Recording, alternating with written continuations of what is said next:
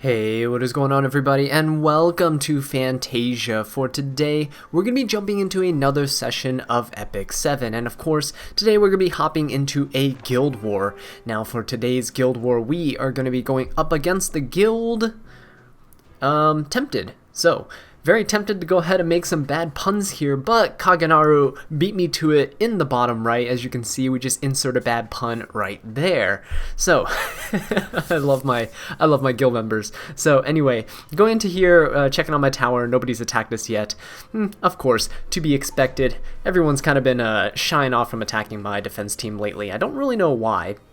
But we're going to go ahead and go up here to one of these towers. I've already scouted this out, and I am definitely going to be hitting this. Witch Hat 04. Now, I want to try to go through these guild wars a little quickly because there's a hunt buff event going on, and I really want to get back to grinding those hunts. So, let's go ahead and get started here. For the first team, we're going to bring in Seaside Bellona and Lilius to go against the Ruel, Crow, and the Ken. So Lilius is here to help to try to provoke like Crow and things like that to help keep him under control so that we don't accidentally trigger his S3.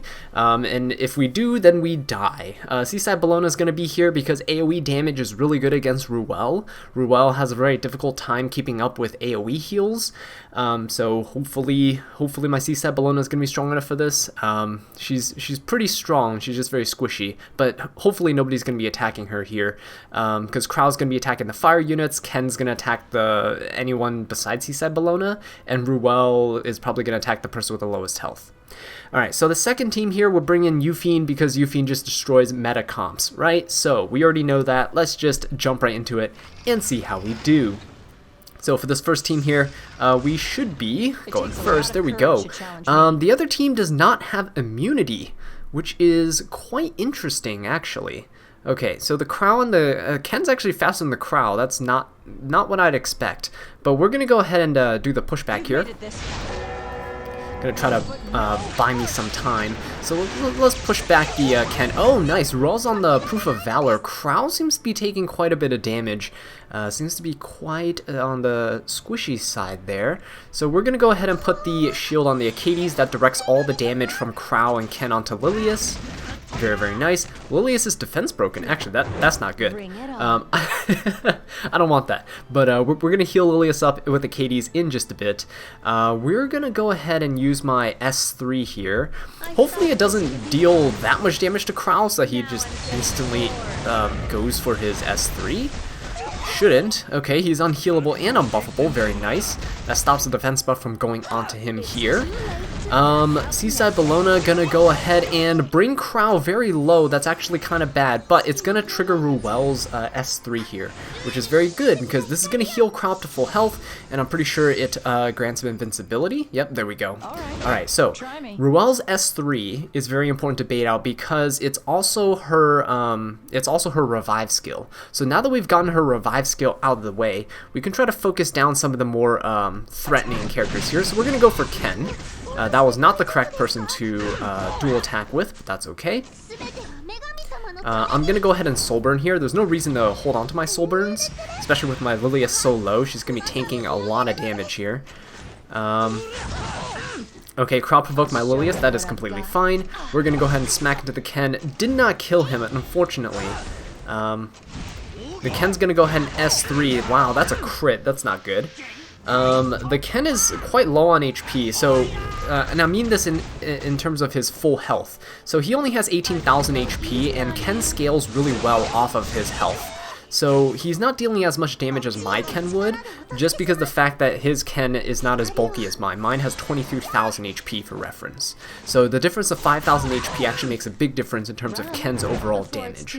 So Ken is dead right now, and Ruel still has an S2, but that's completely fine. I kind of want to just go after the Ruel here. I know Crow's holding the Aureus, but that's fine.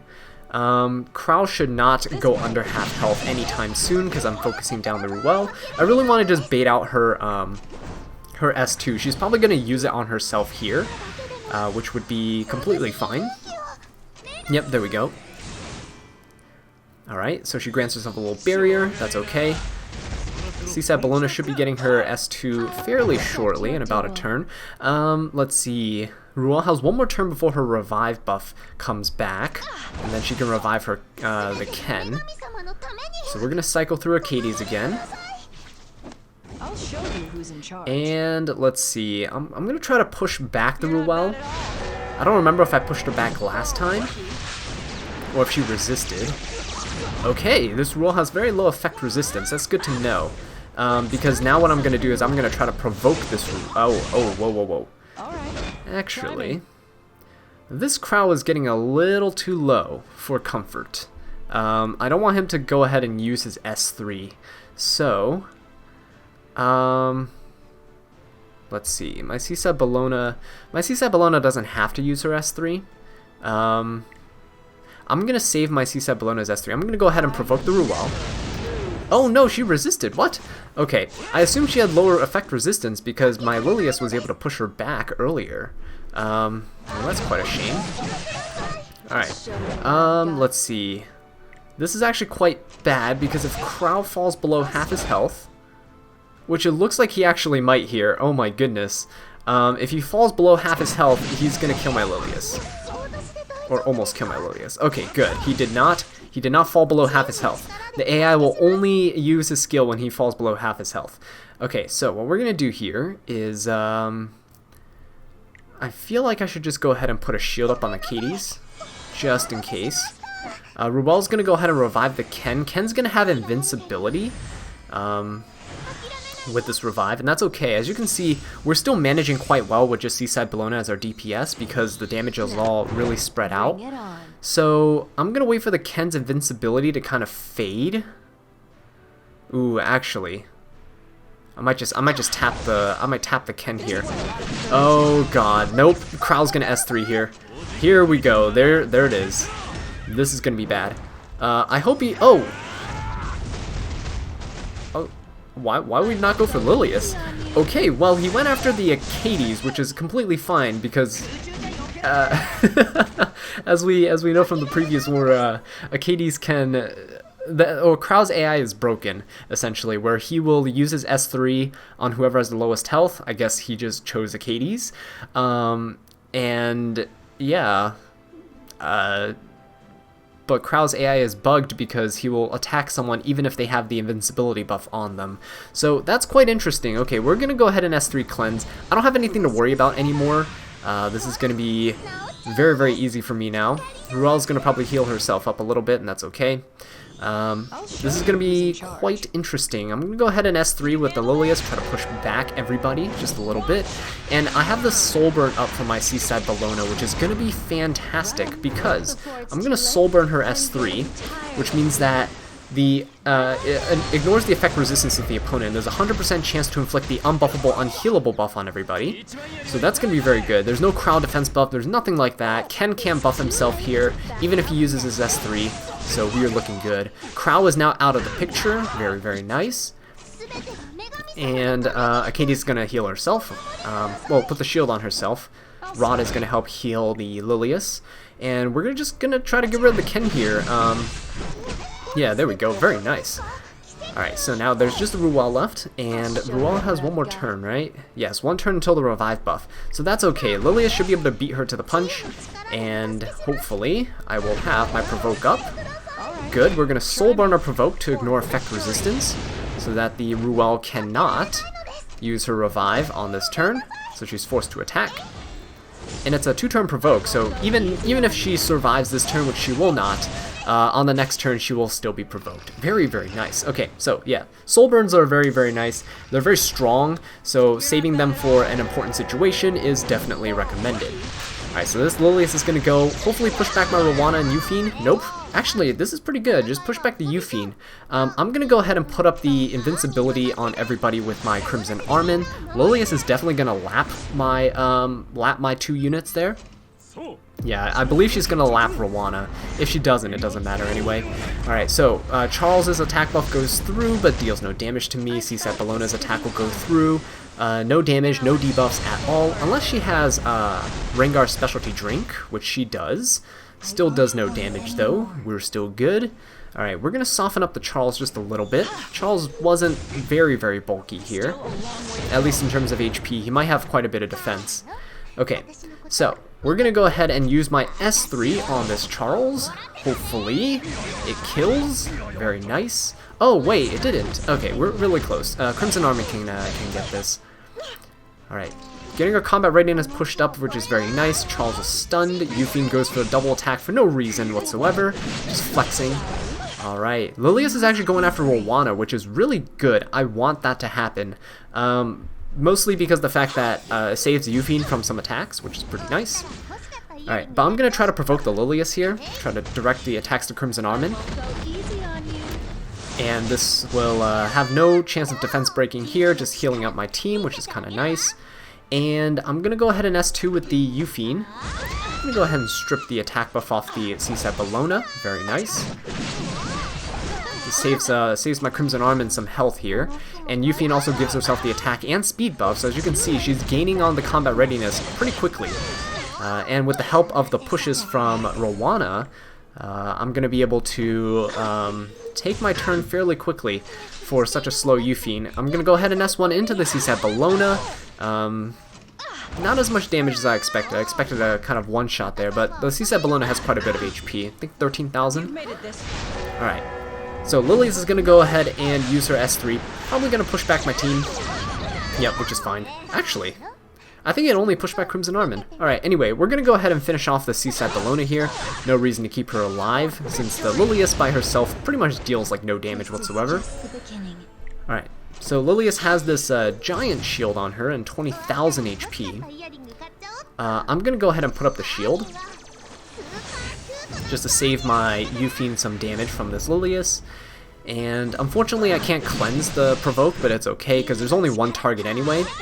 So essentially he's forcing me to do what I was going to do already. Alright, so I'm going to go ahead and put up the S3 here. This can give me some heal since I can't passively heal from CSAT Bellona's S2 anymore since she's dead. Alright, provoke is doing really well. Provoke again please, very nice. Euphine's still provoked, but this should finish her off, actually. Oh, very nice. Okay, Euphine getting the crits on a fire unit. Alright, so that was the first battle of this guild war. We're going to be right back with the second one in just a bit.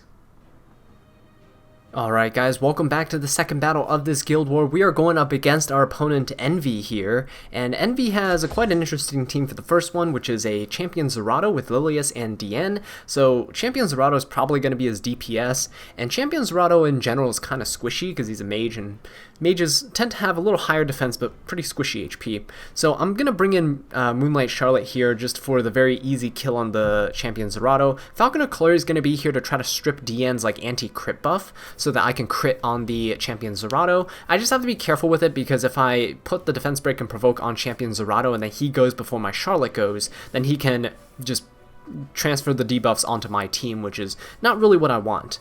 For the second team here, we're bringing in Euphine as my damage dealer, mostly because Crow and Moonlight Ken are there. Euphine is just going to be a complete nuke that can take either of them off the map. I can probably even try to focus down Montmorency before either of those two if I really wanted to, but we'll see how it goes. Right, so let's just go ahead and jump into this, and yeah, we'll see. I know that I'm bringing in like you know, Moonlight Charlotte and Euphine to a lot of these guild wars, but they're just so effective and these teams are so established for PvP, and people just tend to have like very repetitive defense teams, so it's quite a shame. Alright, so I'm not going to go ahead and provoke here with the Clury because Lilius is going to use her S3 and cleanse anyway, so there's no point in that. I'm just going to go ahead and tap the DN here. Oh! Is that an ungeared Diene? I think that's an ungeared Diene. That was a lot of damage for just 1,000. Alright, so this is why you you make sure your defense teams are geared. Alright, Acades is going to just pop her S2 here. There's no reason to full heal the team when no one's taking damage. Alright, so Lilius is going to provoke my Clury, which is fine. I'm just going to kill the Diene so she doesn't give the team the buff, the attack or the anti-crit buff. Alright, her the Lilius is definitely geared. The ooh, Champion Zerato is definitely geared too. Interesting.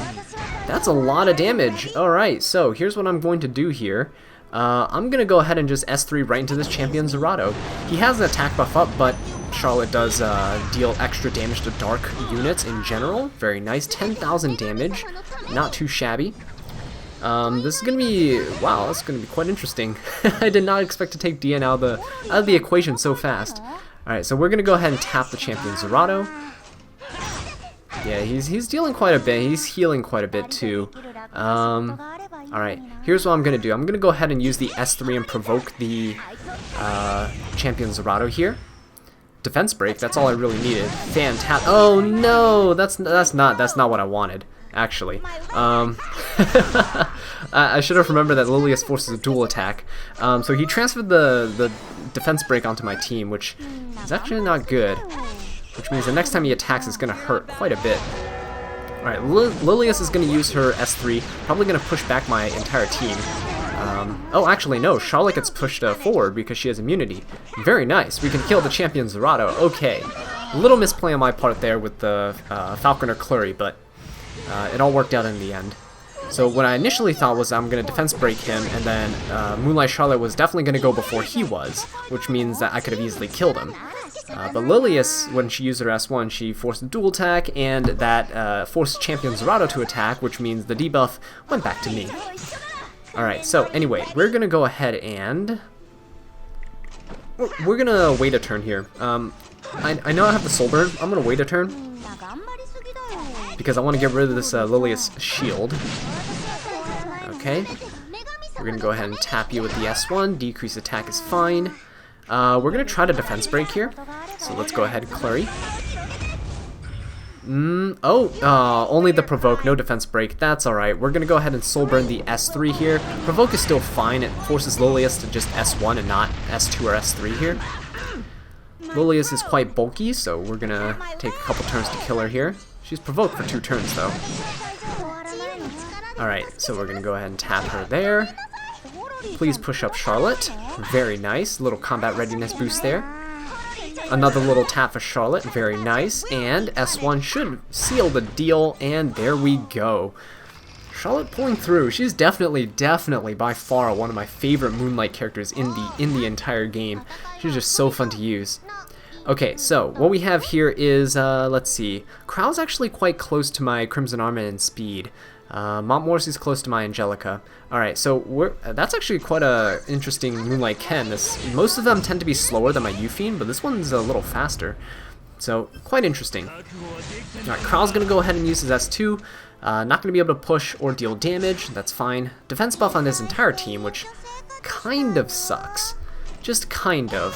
I might wait for the Montmorency's defense buff to run out, and then Euphine like S3 smash.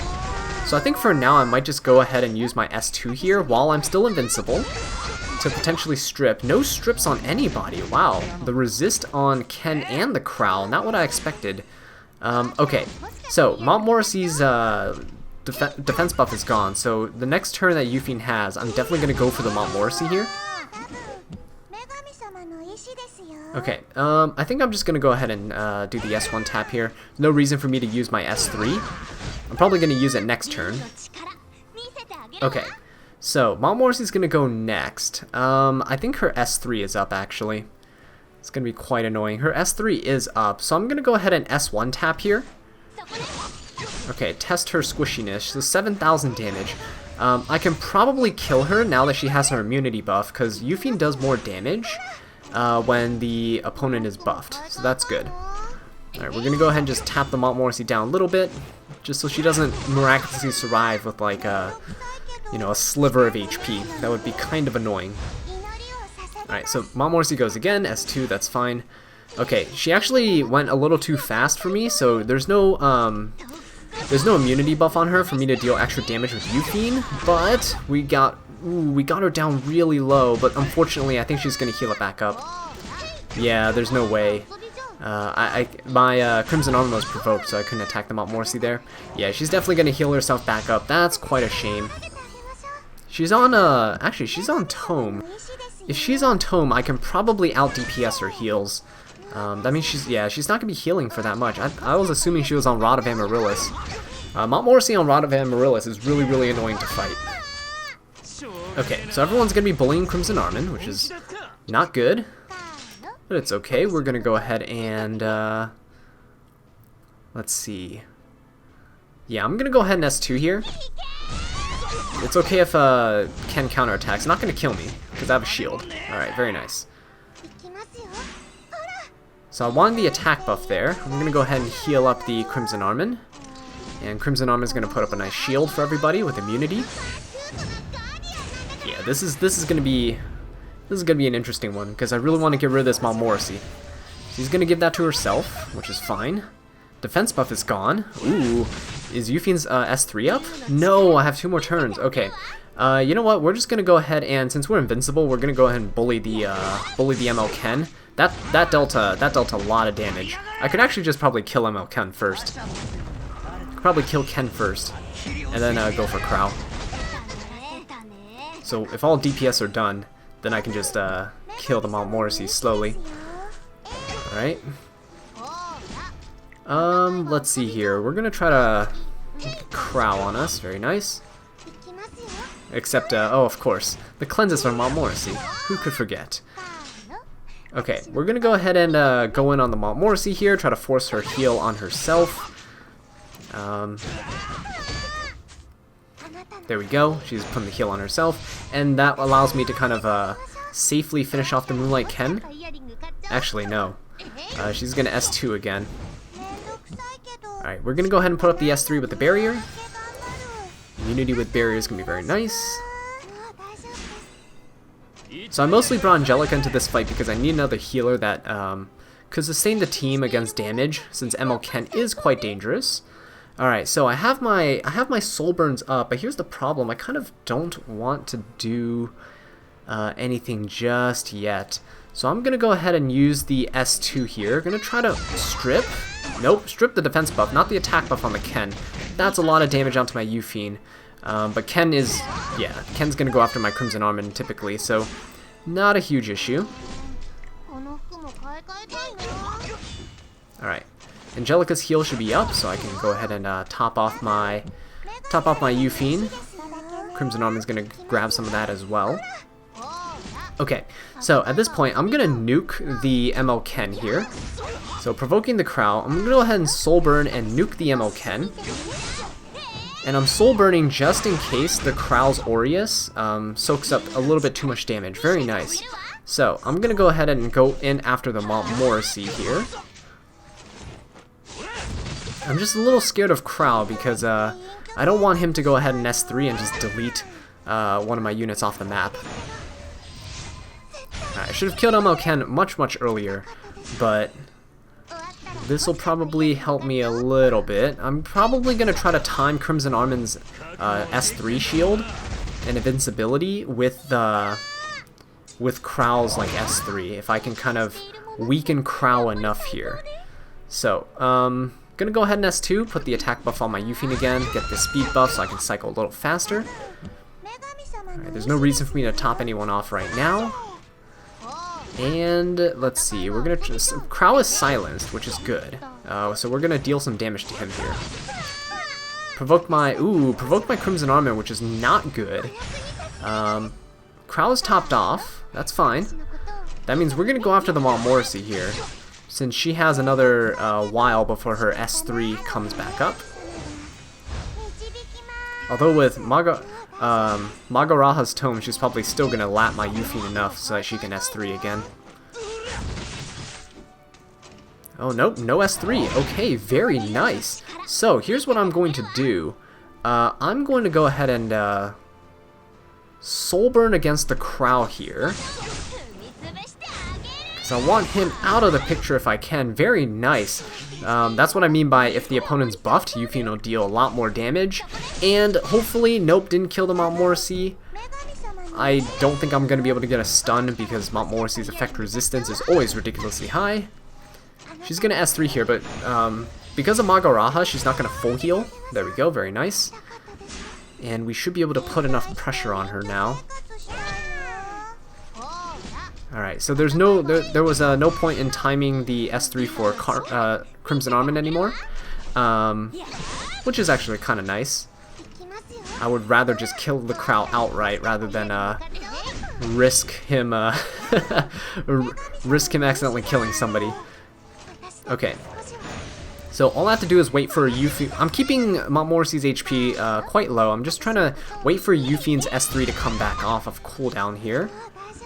So as you can see, Montmorency's struggling to keep herself healed. We're actually just 8 turns away from drawing, which is actually kind of ridiculous, but... Alright, there we go. Soul Burn into the Montmorency. And Guild War rules have kind of changed with the patch. Draws actually count as little less now compared to a win, which I like. This is actually really nice, the way they redid the Guild War victory Havoc points. Alright, so anyway, that was the second battle done up against that quite an interesting team, Envy, but he was one of the central towers, so that was quite a challenge. It was quite stally, but we managed to pull through. Alright, we're going to be back with the third battle in just a second. Alright guys, welcome back to the third and final battle of this Guild War. We are going to be going up against Select 7. That's right. So against Select 7 here, he has actually quite a very interesting team. I like this. So I'm going to go in with a pretty fun team at the top. Champion Zerato going to be deflecting that not C-Set Bellona, regular Bellona's defense breaks back at them. Soul's unbuffables, silence, anything like that. Although I think Soul's pretty much going to go after Falconer Clary at this point. But Fallen Cecilia is also going to be there where Champion Zerato can strip her her barriers that she's going to put on the entire team. So it's going to be quite interesting to see how this goes. I'm going to see how that soul is built. It's going to be quite interesting. For the second team, though, we're going in with Acades Charles and Crimson Armin. Charles is going to be my soul DPS, although he's kind of just built very, very bulky and tanky. He's going to be very good against the AoE team of C-Set Bellona and Dizzy. So let's see how this goes. And yeah, hopefully everything works out. Alright, so in this first battle here, we are going to be going first. I believe, yes, Falconer Clary is quite fast. That C-Set Bellona doesn't even compare. Alright, so I'm going to go ahead and use my defense break on the... I'm going to use it on the Bellona. I know I could use it on the Fallen Cecilia. I'm going to use it on the Bellona here. Yep, Soul's going to go ahead and use his S2. Going to silence my Clary, which is fine. She doesn't really have any other skills besides her S1 anyway. Alright, so we're going to go ahead and put the immunity buff onto my Clary here. Very nice, because she's going to be taking quite a bit from Soul. Alright, so... let's see, I probably shouldn't have provoked the Bellona here, but that's okay. We're going to go ahead and S3. I shouldn't have provoked the Bellona because I really wanted her to use her S3, so she put debuffs on my champion Zerato. But anyway, let's go ahead and sleep the Soul. No, didn't sleep the Soul. Alright, Soul's going to use his S3. Big hit onto my Falconer Clary. Quite a bit of damage, because he deals damage, I believe, proportional to the caster's, or the target's health. Whoa, Soul does a lot of damage. Oh, Falconer Clary, don't die here, please. Alright, so she's gonna heal quite a bit up, that's okay. Alright, we're gonna go after the Soul here. Don't waste my time. Alright, there we go. Very nice. Big hit on the Soul. Soul's gonna retaliate with 2 hits onto my Falconer Clary. See, oh, there we go. Bellona's gonna use her S3. That's very nice. Alright, Champion Zerato is gonna counterattack, but defense breaks onto the opponent. Gonna go ahead and heal back up my Falconer Clary. She's such a good tank, as you can see. Just Soul's attacks will deal nothing to her.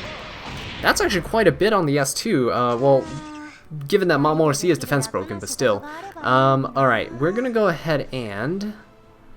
let's see, I can provoke someone. Is there anyone I need to provoke here? I don't really think so. Everyone's pretty much going after Falconer Clary anyway, so I'm gonna go ahead and tap the Soul here. Push up my champion Zerato. Alright, Cecilia is gonna be dealing some damage, not much. A little bit of heals for the Falconer Clary. And defense break? Nope. Alright, here's what we're gonna do. We're gonna go ahead and use the S3 on the Soul. He's gonna counter with the S2, but that's fine. Oh, okay. It didn't strip. It didn't strip the barrier. That's quite interesting. Well, I put him to sleep, so that's what matters. We're gonna finish him off. Very, very nice. Soul's S2, Soul's passive, by the way, now that Guilty Gear is out and you guys can get him for free, Soul's passive only activates, I believe, once every 2 turns.